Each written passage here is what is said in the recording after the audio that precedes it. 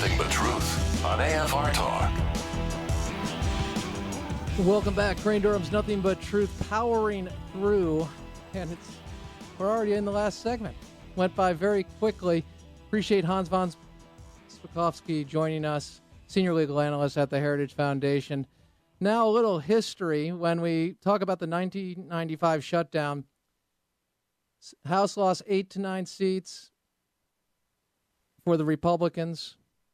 The Senate gained. They did get a balanced budget through, and interestingly enough, as Gingrich describes it, 4 balanced budgets: welfare reform, tax cuts, and this is post-96.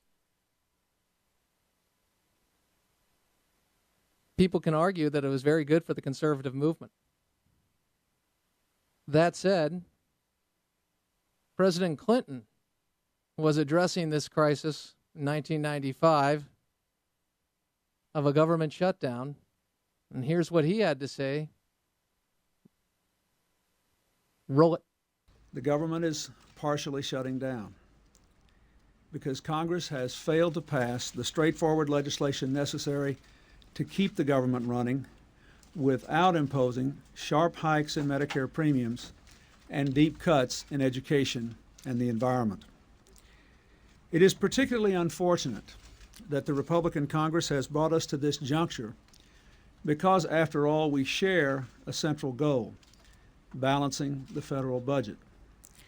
We must lift the burden of debt that threatens the future of our children and grandchildren, and we must free up money so that the private sector can invest, create jobs, and our economy can cuts to working families for child rearing and for education.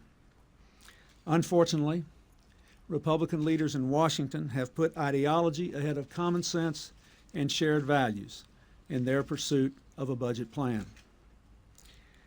We can balance the budget without doing what they seek to do.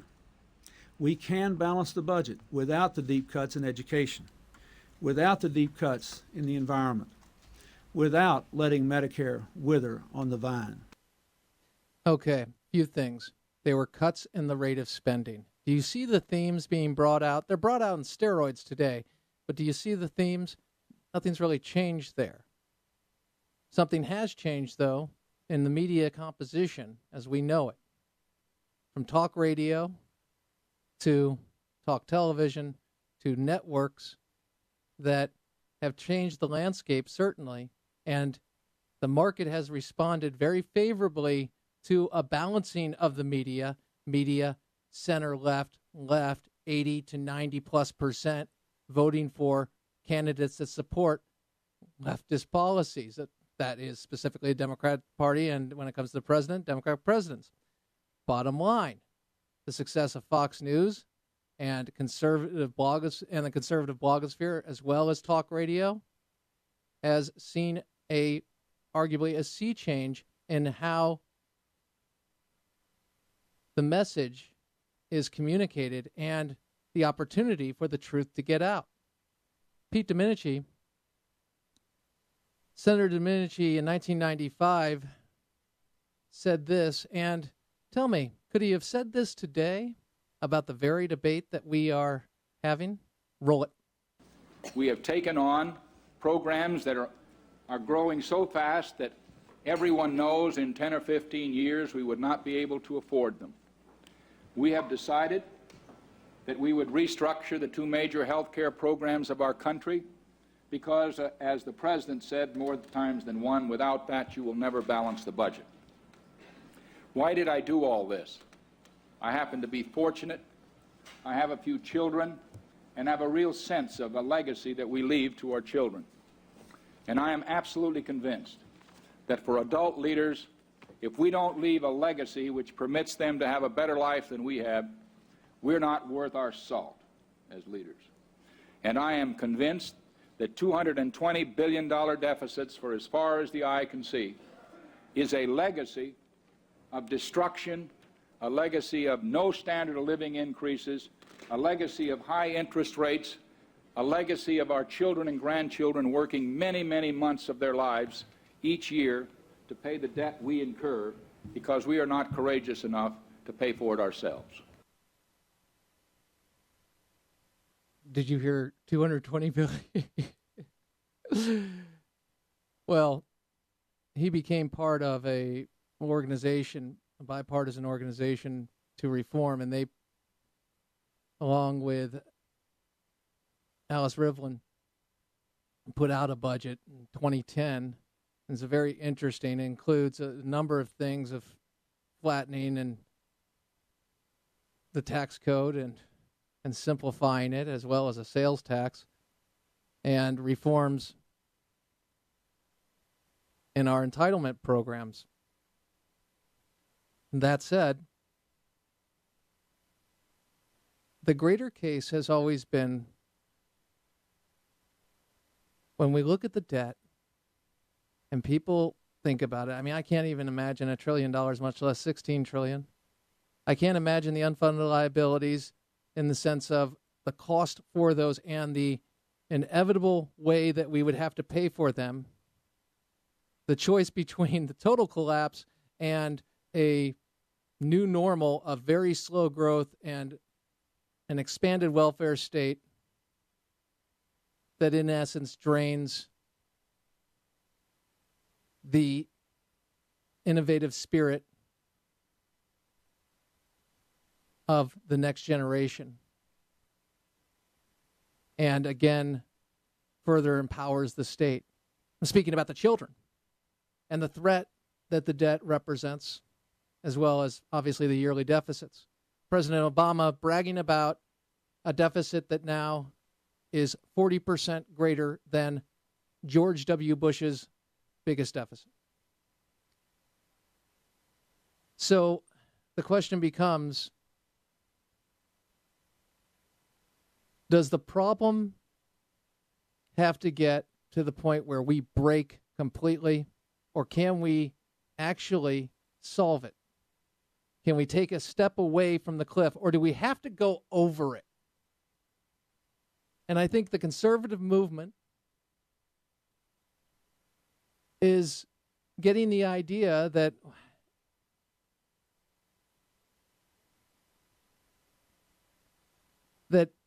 as they move forward and try to solve things, it's just too much. They're not going to win the hearts and minds of the American people. And Hans von Spakovsky spoke to that. I disagree. Like Hans, I disagree. But I think we better really start speaking the truth. Well, what is the truth? The truth is, if Democrats, and I'm saying that only because of identification with their policies and what they support on the whole, really cared about the children, they would choose the kids over their particular funding constituency, like the public school teachers unions. They would choose the American people over political short-term gain. And the only way to do that, really, is to look at the results of their programs, be it Head Start, be it, well, just take a program and look at the government being able to administer that program and the failure of it. You see, what we're getting at is the compassionate argument is always from the left. But it's not compassion. It's manipulation and power. That's what it always is. Interestingly enough, that's what they accuse the right of doing. So what is the antidote to this? Because we're hooked in the sense of the entitlement state, the welfare state, and being afraid of taking a stand. Afraid of a shutdown of government. When we know it's not really a shutdown of government, we know that the Social Security checks will get out. We recognize all of that. But the fear, oh, they'll blame us. They're going to blame you, baby. They're going to blame you all night long, Lionel Richie. They're going to do that. And it's already written in. And yes, we do have people within the Republican Party who are part of this buying into the idea of the divide as opposed to the unified front.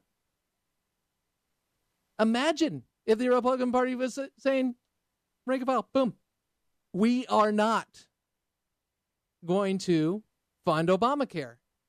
We are going to get behind this, and we're going to make our case. And rather than a divided Republican Party, you actually have people saying, you know what, we all agree we want to get rid of it. We're all coming together to get rid of it. Not about R's or D's, but it is about accountability and stepping up. Now, arguably, you can say that the Republicans didn't benefit for the shutdown. You could also say they did in the sense of overall policy and a shift to the era of big government being over. This is not even about the debt ceiling debate. This is about the next 2 years and certainly the next 6 years of where this country is going and winning the hearts and minds of the American people. How do you do that? Apologizing for the right answer? Debating with yourself on how to move ahead? Or looking at the problem and saying, look, unions are against this.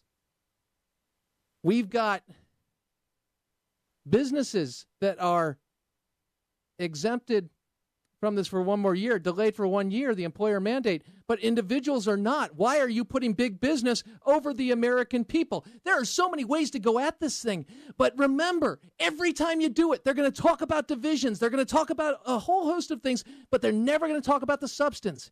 And the appeal to make is, we want to solve the problem, we want to get it done, and in good conscience, we cannot move ahead and vote for a program that is destroying America economically and otherwise. We cannot do it. It is refreshing to see some people who are actually standing up and saying those things. Wonderful. But it is amazing the perspective conservatives have in this country. And it's because we're looking through a liberal lens, and that lens is certainly clouded with the fact that the people who are broadcasting are the ones that want to destroy the conservative movement. And we're saying, oh, we should look at that. No, you should go directly to the American people, as they did with the contract with America, as they did in 2010. Don't believe what they're saying about you. Have confidence in your message. Crane Durham's nothing but truth. Live it on in your life. Passion your heart. Always keep the faith in Jesus.